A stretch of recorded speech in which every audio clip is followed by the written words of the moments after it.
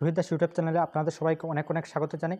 আজকে আরও একটি নতুন ভিডিও নিয়ে আপনাদের সামনে এসেছি এবং আজকের এই ভিডিও আমরা আলোচনা করব আজকের একটি র্যালিতে আমাদের সিএম হিমন্ত বিশ্ব শর্মাজি কী বললেন নতুন 50,000 নিউ ভ্যাকেন্সির বিষয়ে, সেই বিষয়ে আমরা এই ভিডিওয়ে আলোচনা করব এবং যাদের রিক্রুটমেন্ট হওয়ার কথা ছিল, যাদের ইন্টারভিউ বা যাদের ফিজিক্যাল রিক্রুটমেন্ট হওয়ার কথা ছিল, সেই বিষয়ে কি বলছেন আপনারা এই ভিডিওটি দেখলে সম্পূর্ণ সব কিছু বুঝতে পারবেন। এবং নতুন যে 50,000 নিযুক্তির কথা বললেন সেই বিষয়ে কি বলছেন আপনারা নিজে এই ভিডিওটি দেখে নিন।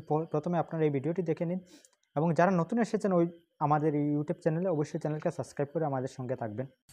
এতিয়া মই অসমৰ ৰাইজক কৈছিলো যে আমাৰ চৰকাৰ আহিলে আমি 1 লাখ ল'ৰা ছোৱালীক চৰকাৰী চাকৰি দিম।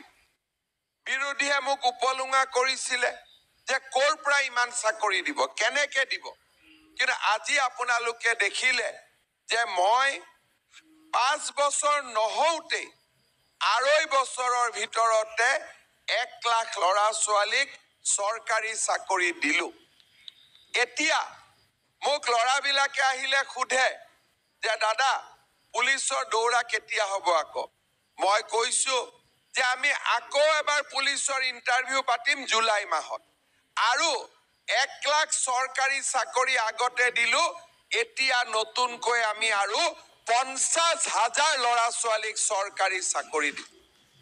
আজি মই যেতিয়া পুলিচৰ একাডেমিত যাওঁ, আমাৰ বহুত ল'ৰা ছোৱালী, ডিব্ৰুগড় তিনিচুকীয়াৰ ল'ৰা ছোৱালী পুলিচত চাকৰি কৰি আছে। সুধিলে কয় যে ক'তো 1 টকা পইচা দিয়া নাই, আমি বিনা পইচাত চৰকাৰী চাকৰি পাইছো।